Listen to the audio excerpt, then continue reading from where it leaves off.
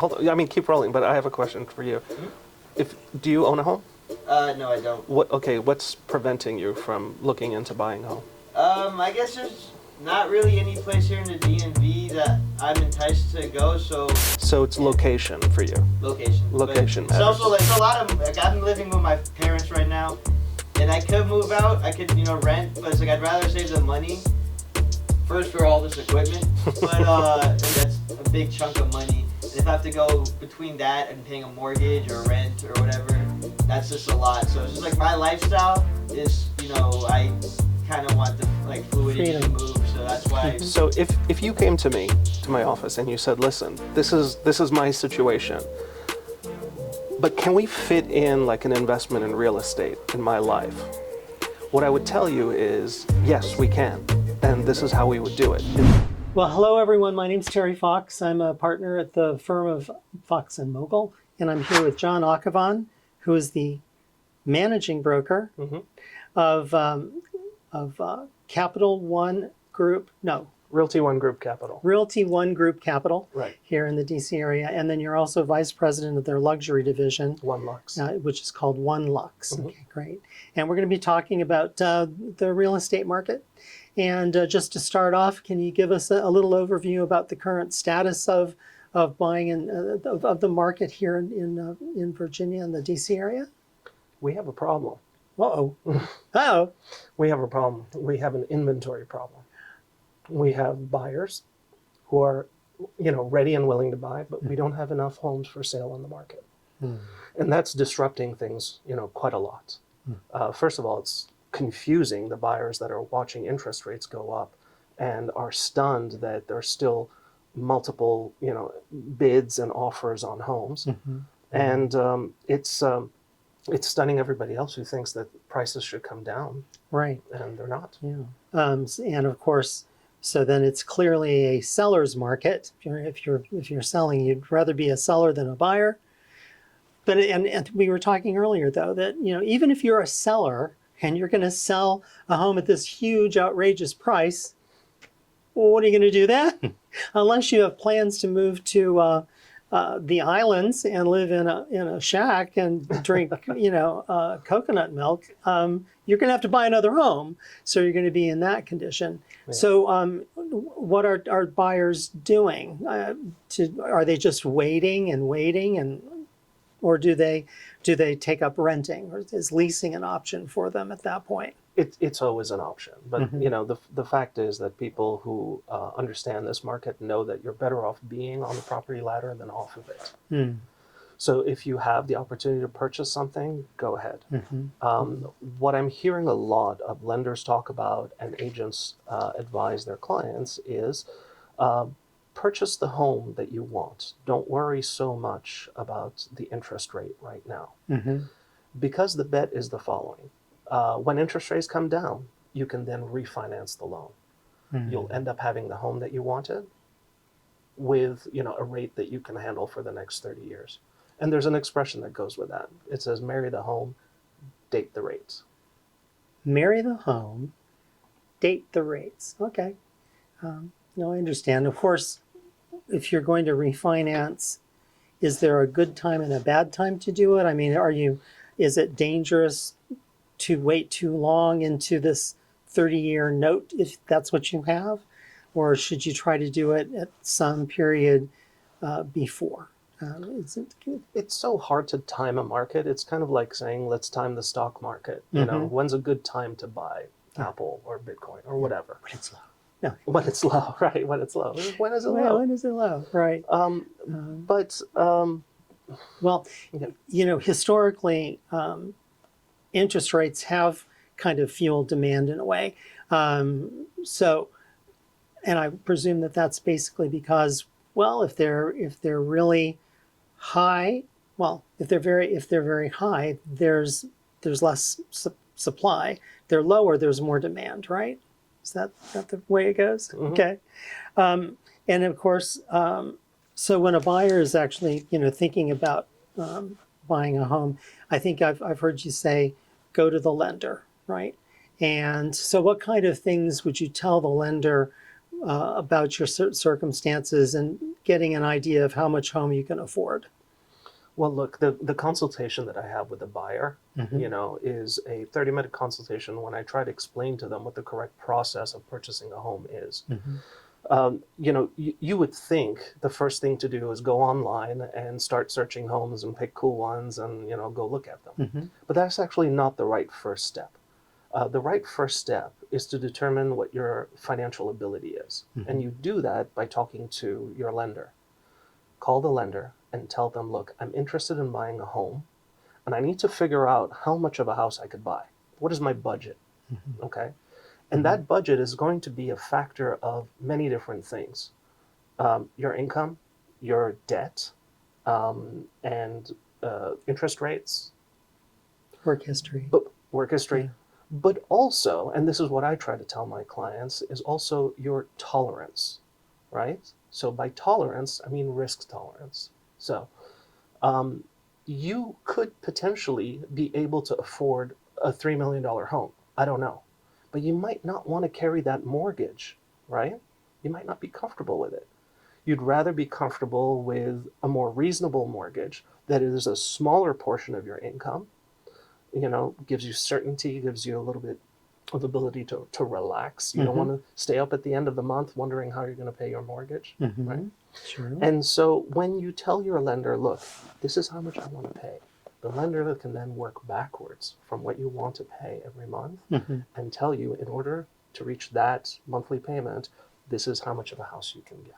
And of course, like that monthly payment, once you find that little number, aren't there are different types of loans that you can choose from, right? I mean, there's the 30-year fixed, if there's a 15-year, there are even shorter loans like 5 years. So, I would imagine that, you find out that number might actually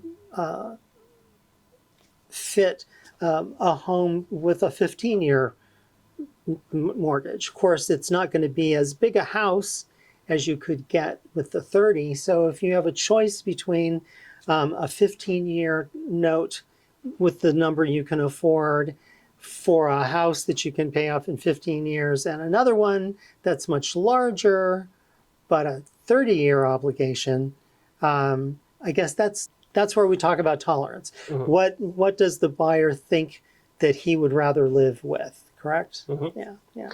Yeah, absolutely. And look, what loan you decide to take is a function, again, of many different things. It could be your personal circumstances. We're just having a conversation with somebody, a millennial, who thought that she might not be able to afford to buy a home. But once we broke it down, she realized, well, there's this thing called an FHA loan where I only need to put down 3.5%. All of a sudden, something that seemed impossible now seems possible. So that's on the purchaser's standpoint. On the investor standpoint, you're buying a home, but you're not going to be in that home for 30 years. You know for sure that you're going to leave that home, say, within 10 years, right? True, yeah. Why pay the premium for a 30-year loan where you can get a 10 arm, right? Yeah. Fix it for 10. And now, having said that, you do have to pay attention to all of the different mortgage rates for every different product, because it is not guaranteed that your 10-year arm is going to be cheaper than your 30-year fixed. Sometimes it isn't. So you just need to pay attention to all that. I think we'll have another thing about APRs, because I've heard that when you see that APR number, that it's useful in gauging the relative cost of money between mortgages.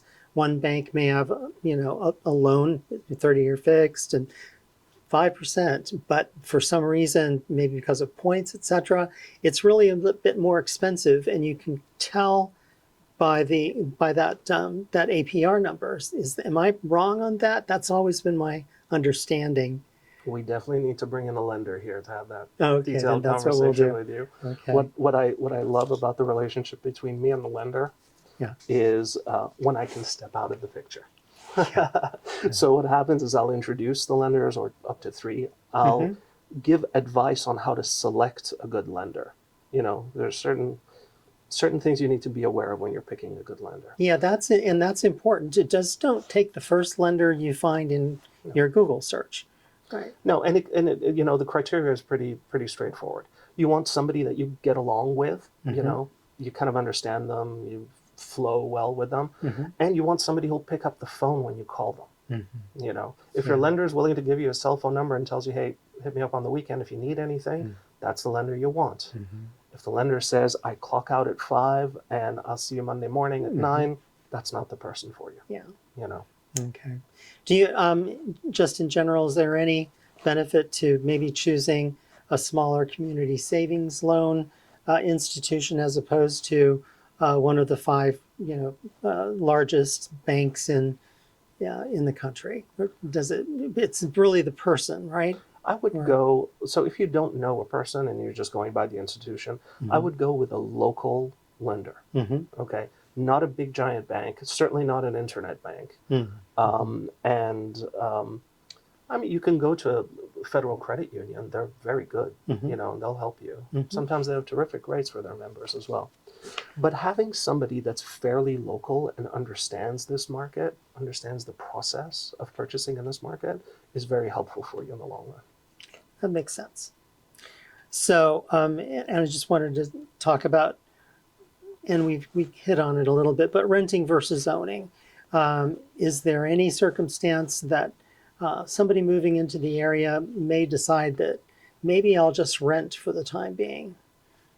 Any type of reasoning why you would say, go ahead and rent, don't worry about buying now? I often recommend that to clients that are coming from out of town. Okay, they might not know the area so well. So I'll tell them, think of renting as kind of a landing pad. You know, come into a place, maybe a neighborhood that ultimately you will not want to live in, but will be a cool experience, like Georgetown, for instance, right? Yeah. I tell them, come find a landing pad, stay there for a year, and while you're there, enjoy the city, get to know the city, and you'll figure out eventually what neighborhoods kind of match your personality and your lifestyle best. In a year, then first thing we do, talk to your lender, and then we go look at some places, and then we get into the whole process of purchasing a home. Very good. Renting is not a bad idea if it's filling a gap. But if you're going to fall into this long-term renting thing, that's a problem. At the end of the day, we're all paying someone's mortgage. Either it's our own or it's the landlord's mortgage. Better off paying your own. And also, it's easier to get kicked out of a home if you're just renting than it is probably if you buy. So, historically low interest rates have fueled demand, making mortgages more affordable, but also potentially inflating prices. So I think we've already kind of touched on this, is that in the situation where we were in, at all these low interest rates,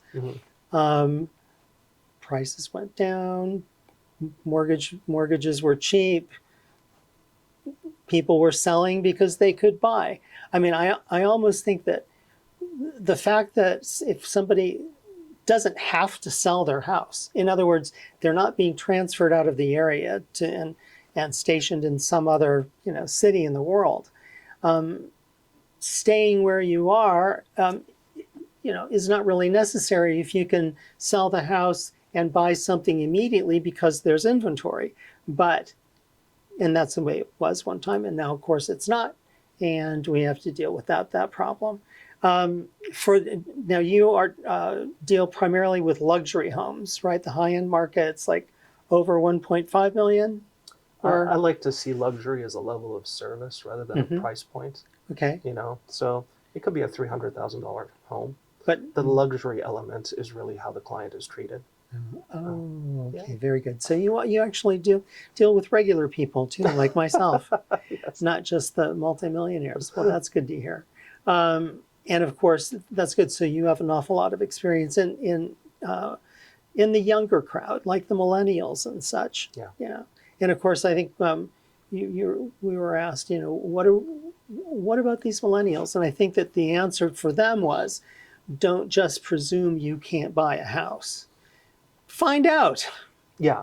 Find out. So that's the biggest problem we're finding with millennials. And those that are off of the property ladder, those that are renting, they are assuming a whole bunch of things that are not necessarily correct, right? So it's time, to talk to somebody and just gather some information. Yeah. Get the truth on it, understand what you really need to purchase a home, and you will be surprised. Mm-hmm. You'll be surprised. We were running through some numbers right now, I can tell you.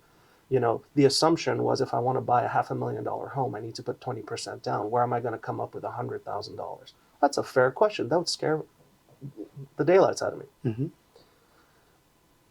But that's not the only type of loan available. Mm-hmm. Somebody who's purchasing that kind of home can opt for a loan called an FHA loan, for instance, which Mm-hmm. commits them to 3.5% down. Okay. And then there are veterans who can get VA loans, Mm-hmm. and they can finance the entire amount. Is that? I should probably talk to a mortgage lender because I'm not sure. But even conventional loans, you can find them at 10 or 5%. You know, it's Mm-hmm. really this mixture of what you're willing to pay over, during the month. And researching and yeah. talking to lenders about what can and can't be done. Okay. Now, so we've gone through the strategies for buying homes. Find out what you can afford. You've talked a little bit about adjustable rate mortgages. We didn't mention balloon payments. In my 30 years of practice, I've only come across two. The first one being me, and I was surprised. I wasn't doing any real estate law, but this is a long time ago. So I didn't know about balloon payments, and my lender said, "No worries, we're going to get you into this house." And what I was told was a 30-year loan there was a balloon payment in 15. So fortunately, I found out about it like 2 months after I moved in the house, and I realized, oh, I'm in trouble. I better pay this off in 15 years because I'm not going to have. So that's what I had to do. I went and I got a mortgage calculator online, and I figured out, well, how much money do I have to pay every month extra over the amount that's due in order to get it done in 15 years. And then the only other time I saw it was there was an individual who was going to a closing, and he did not realize what was going on, and we had to stop the closing because there was no way he could go through it, and nobody told him about this. So balloon payments for the public are okay. They calculate your monthly payment as if you were going to make it for 30 years, but at the end of 15, the entire balance comes due, no matter what that is. So you want to make sure, when you're talking to your lender, that you don't have one who's going to plug in a balloon payment for you that you aren't aware of course, and you can't afford. Well, luckily, the good lenders that we work with are very good at advising properly. Mm-hmm. Yeah. And when we're looking at loans, 30 years is a long time, and you're Mm-hmm. thinking, oh my God, I'm going to have to pay this off for 30 years. I often tell my clients, don't pay attention to that 30-year number, right? Mm-hmm. The mortgage loan is just a tool for ownership. It has other benefits too, tax write-offs, et cetera, Mm-hmm. but it's only a tool, right? So if your goal is to pay off your property, you would handle that tool in a slightly different way. Mm-hmm. If your goal is to own a property for a little bit of time, say you want to fix it up and flip it, Mm-hmm. or you want to sit in it, but you're getting married and having children, so you apply it in a different way. I never think of it, and it's fascinating because I had a friend who worked in a private bank. She didn't want to buy a home because 30 years is so much. And I said, of all people, you should know that this is just a vehicle to purchase this asset. Mm-hmm. You're not committed or bound to it. Yeah, I know, but it's in my mind. It kind of commits me for 30 years, and it doesn't. Yeah. And of course, to answer your question, between a 15-year and a 30-year. Mm-hmm. Okay. So if your goal is to pay off your loan as quickly as possible, you would assume that a 15-year would get you there faster. And it might. But whenever I've talked to a client who wanted to do a 15, what I told them is, look, get a 30-year and pay it off as though you're paying off a 15-year. Yeah. Yeah. So what that helps is that if for some reason something happens and you have a couple of difficult months, you can fall back on that 30-year payment, right, until you pick yourself up it's better. and come. Yeah, that's a very good idea. And we were talking earlier about my perspective as a as an old guy, and who talks to people who are in trouble financially in their lives and end up in legal problems. What I advise young couples is to buy the cheapest house that they can buy and pay it off. Take all of the extra money that you have and pay it towards the principal and own that house. Pay it off in 7 years. Most of there have been a lot of books written about how if you consider the way banks calculate what you can afford, what they will loan you, they always allow for discretionary income because they have to. You have to have enough money to eat and pay your insurance. As it turns out, most people that and even in my case, if you take everything that you have and put it towards the principal, you can pay a 30 and 7.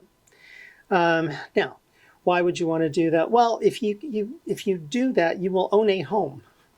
No matter what happens to your job, or if your wife becomes ill or your husband becomes ill, you have a place to live. If you have a mortgage that you can't afford to pay because your wife lost her job or your husband died or whatever, you may not have a home. So my advice is to actually get at least a home, a shack that you can live in. And then when it's paid off, go ahead and rent, buy, put all of your money into a huge mansion, live there under a mortgage, because even if you get foreclosed on, you have a place to live in. So I know that seems really simplistic, but as there are a lot of people who lose their jobs and who fall ill, can't make those payments. And banks don't care. They don't care. They want their money because they have bills to pay. And, if they're going to get their money by foreclosing on your home and getting their money and then lending it to somebody else, then that's what they do. So because I'm more concerned with those things, that's usually how I advise people. Doesn't do you much good because you need to sell homes, and you do a very good job of it. And I should tell the audience, I don't think there are maybe one or two other brokers that we know in the industry that we trust like we trust John. John is incredibly ethical, knowledgeable, and we come to him whenever we have a question about stuff. So if you're looking for a good broker, here you go. Locking in interest rates. That only lasts for there's periods of time, right? They expire eventually. I would imagine that with a used property or a previously owned property, that's not that big of a deal because once you have a contract and you have a sales date, few things interfere. And I can talk about some that do and really expand on it. But what happens if your lock rate expires? So certainly on the resale side, right? If I'm on the listing side of a deal and the buyer agent calls me up and said, look, we have a delay and we need to delay settlement by 20 days or so, one of the first questions I'm going to ask is what's going to happen to the buyer's rate? Because if the rate goes up, then the buyer will not qualify anymore. And my client, the seller, is going to lose this opportunity. So my first call is to the buyer's lender, and I'm like, tell me about the rate. Is it locked? Can you extend it? So typically it's locked for about 30 or 40 days, I'm not sure. But you can, they grant you or they pay for an extension out of courtesy, for another 30 days, so you got 60 days. Beyond that, then the buyer will then have to pay for any additional locks. And this is assuming the rate goes up. If the rate goes down, you might have an agreement where once or twice, they'll allow you to catch the rate on the way down. But that's what I would care a lot about if I was representing a seller. I want to make sure that, that rate applies. When you're purchasing a new build, that's a different animal altogether. Yeah. I mean, most people don't read the contract very closely. God bless the ones who call me before they actually sign a new home contract, because they need to see some things that builder's not going to tell you about. One of them is that, yeah, we're going to have your house done in 9 months, no problem. See here on the first page, estimated completion date 9 months. Oh, this is going to be great. You're going to love this new house. 9 months comes, no house. 10 months, 11 months. Buyer starts thinking, what's going on? I saw them dig the foundation, but we're not going anywhere. And my rate lock expires in 4 months from now. What am I going to do? And I should have to tell them, when you look at the rest of the contract, even though the estimated completion date is 9 months, most often there will be a clause in there that says, notwithstanding anything to the contrary with the estimated date, the builder is allowed up to 2 years, and I've seen 3 years once to complete a house. And of course, when they find out about that, they go crazy, because they can't wait. They've been renting. They're going to rent for so long. If their rate lock expires and interest rates are going up, so it's what we tell people who are interested in new home construction to come to us so that we can modify the contract to make sure that there are protections there, to make sure that if there is an increase in rate lock,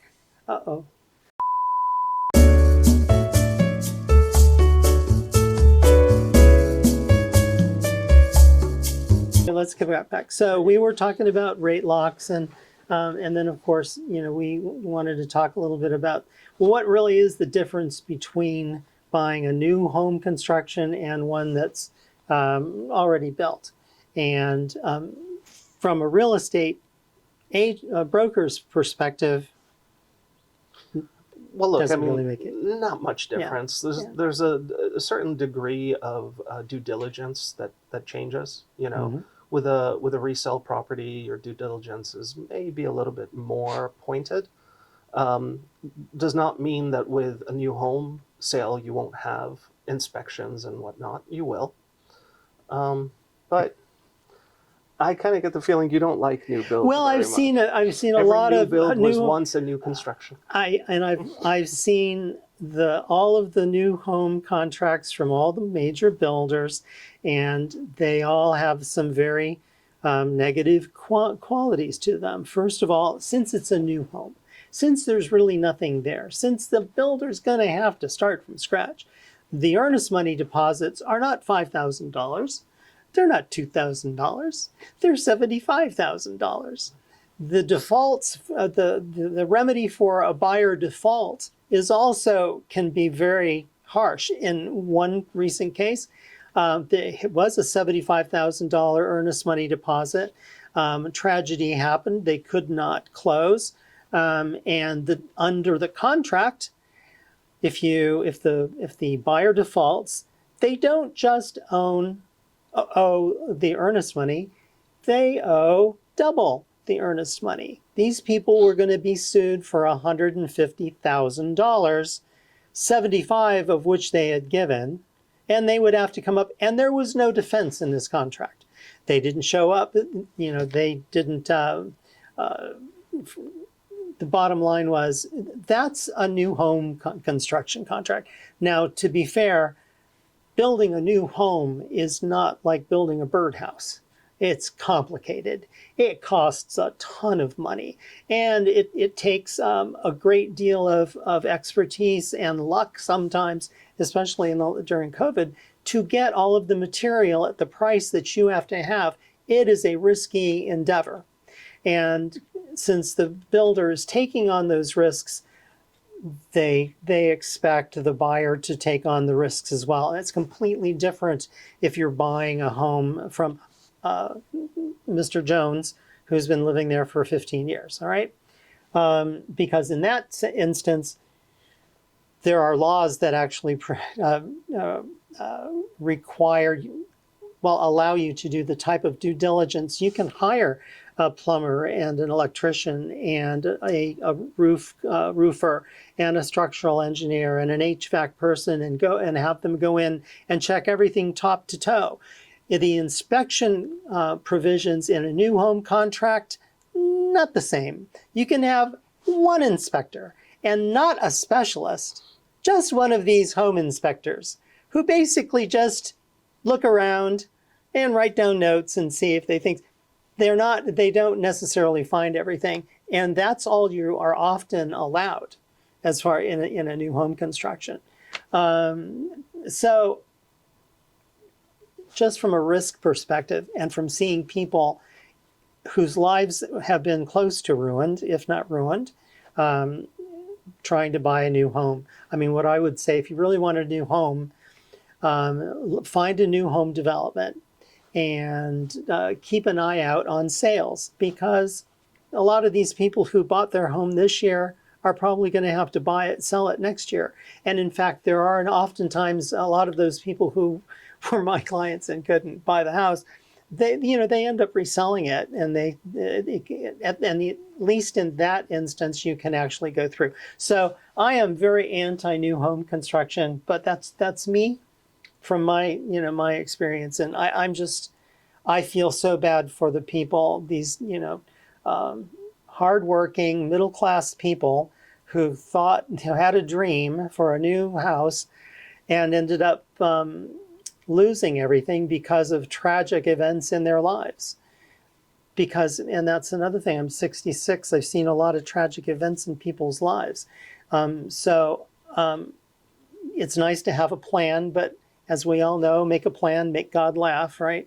So, but anyway, not to say, that I'm all right. You might be amused to know that I closed on a luxury condominium in Tysons the day before yesterday. It was a 2.5 bedroom, $1.8 million for a condo. Okay. Wow. We closed 2 days ago. We went under contract in 2018. And the deposit was 10%. So $180,000 was sitting in deposit from 2018 to now. Now, to be fair, it was, an account that produced interest, and that interest was then credited to the buyer. Okay. Yeah. So that's nice. So that was nice. Well, congratulations on that. Yeah. Oh yeah, thanks. Yeah. Thanks. No, that was a nice one. Yeah. But again, we didn't have a situation in this particular deal where there was a mortgage loan involved, where you had to think about what are the rates going to be. Back in 2018, the rates were fairly low. Now they're fairly high, comparatively speaking. But we were lucky. The guy was a cash buyer. He wanted it anyways, and he was okay with it. And his money was making money. It was in an interest-bearing account, so he was okay with it. Yeah. So that's one example of how things get delayed. We actually have real-time examples of it here close to us. That was in DC? No, it's in Tysons, really? in McLean, right behind the Ritz-Carlton Hotel. It's a luxury boutique condominium called the Monarch. Beautiful units, fantastic, high ceilings, magnificent views. Yeah. It's just the best. And it happens to be the most recent condominium building in the Tysons area. Oh. The previous one was Park Crest. Previous luxury one was Park Crest, which was built more than 10 years ago, 15 years ago. Wow, that's a long. So there was a huge gap, right? There was a huge gap between these two. And people often tell me, look, I drive by Tysons and I see all these cranes. What do you mean that this, well, I tell them, look, none of the things that you see going up are condos. They're all apartments. The distinction being that apartments are rentals only, and condos are units that you purchase. So there was nothing to purchase, nothing new until just recently. So it emphasizes the point that as much as Terry may not like new homes, we need them. We need them, and we need them to do. That's why I encourage anybody who sees this and wants a new home, at least come to me and see what kind of protections we can add to a contract before you actually sign one. It's really easy. I mean, you go to these model homes, they're gorgeous. It's just everything looks perfect. You get very excited about buying a home, and your heart starts to take over your brain a little bit. Okay. I had a note about buying below your budget. And of course, I've kind of covered that. I think you should buy the cheapest thing you can and own it. But that's, not the prevailing opinion among a lot of people. Look, there is a time factor in what you're talking about. You're giving life advice to somebody, which I think is perfect. My position is not necessarily giving life advice to somebody. It's giving them advice on this next purchase. I'm hoping they got their life all sorted out. Yeah. But on the next one, I tried to figure out how is this purchase going to fit into that bigger picture. So I'm aware of the bigger picture. How does this fit in? And then provide the advice that allows them to fit that in perfectly, like a piece of a puzzle that goes in, And I care a lot about sleeping at night. The last thing I like to do is to be anxious, to be up, to wonder, oh my God, what's going to happen tomorrow? What's going to happen to my wife? What's going to happen to my kid? Am I going to be... Why do that to yourself? It's absurd, right? Right. So within that context, which is a different context than yours, within that context, I would say, just be cautious about your cash flow. Your cash flow matters more than how big of a house, how much of a house you can buy. I have doctors who make so much money. It's unbelievable. But they also have debt. And they're also taking care of family members, and they're sending money back home for those who are not, from here originally. And I tell them, yeah, you can buy that $3 million home, but do you really want to? Got to be careful. Well, and I think both of us are concerned about people sleeping at night, which is good. That's why we love John.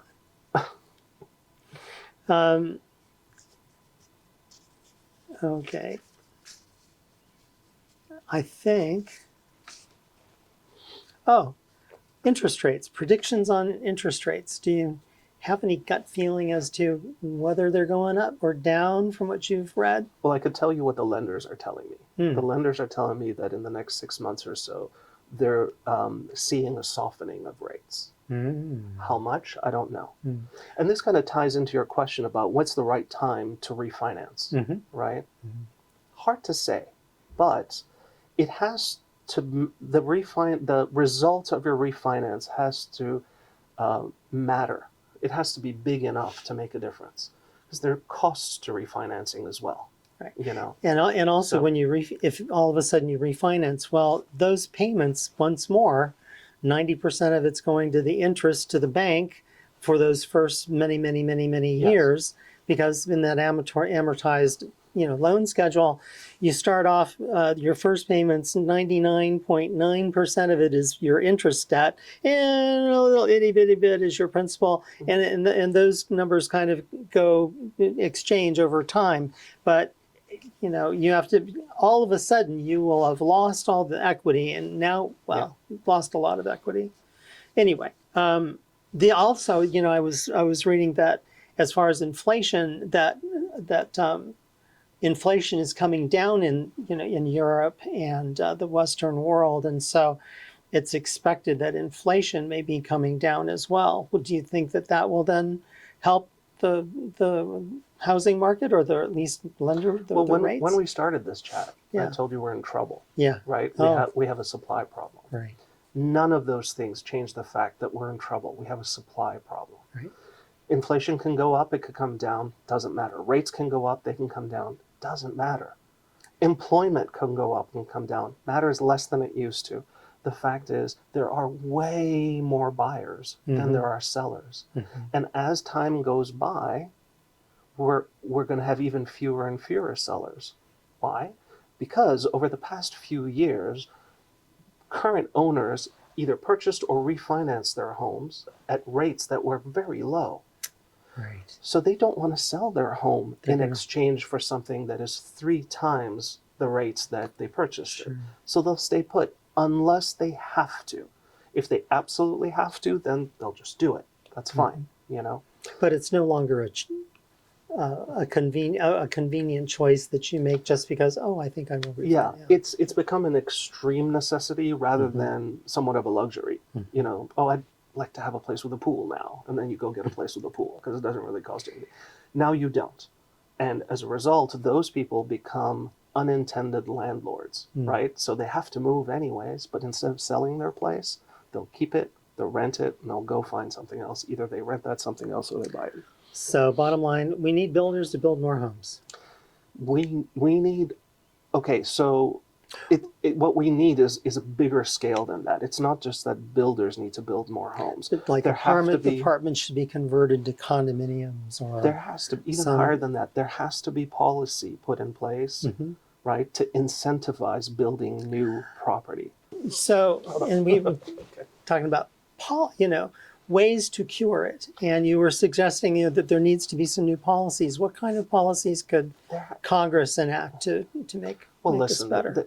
there has to be policies, there have to be incentives, okay, and grants and help, whatever, for builders or anybody who wants to get into the game to build more housing. Right. I Or read, even the buyers, incentives to the buyers to buy a new home to help with their purchase. So, Well, some. again, the ability to purchase is not the problem. We don't have a lack of buyers. Oh, We you have a need- surplus of buyers. We have a lack of housing. Okay. So whatever it takes, to build more homes. On the commercial side of real estate, we're seeing a phenomenon where brand new office buildings, with the glass fronts and everything, they call them Class A office buildings. They're the top of the line. They're mostly vacant. And as a way to repurpose those, there's a lot of talk about repurposing them into apartment buildings. Or mixed use, Or at least condo. mixed use, so that they have Right. condos and then maybe some retail in the first So there's- floors or whatever. Exactly. So there's a lot of thought put into, okay, how can we address this shortage? Sure. But the shortage is a really big deal. I heard not long ago that if the rate of new builds continues the way it is now for the next 10 years, in 10 years, we will have enough homes to satisfy today's demand. Oh no. Right. So the growth has to be exponential just to meet demand. Until that happens, conversations about interest rates and inflation and employment, all of those are moot, because there's such an imbalance in the market. Good point. It is not a slight seller's market. It is a comical seller's market. Now, having said that, does every house that is put on the market sell at any price? No, it doesn't. You can't just put anything out there at any price and expect somebody to buy it from you. There is still a little bit of sanity in there. Well, John, I think that last point about, regardless of all of the little multifaceted problems the big problem is don't have enough homes, and we need to find some way to get them faster, right? Yes. Okay. Well, John, thank you so Yes, much sir. for coming and talking today. Thank you for having me. Yeah, and look forward to seeing you next time. Absolutely. Bye all.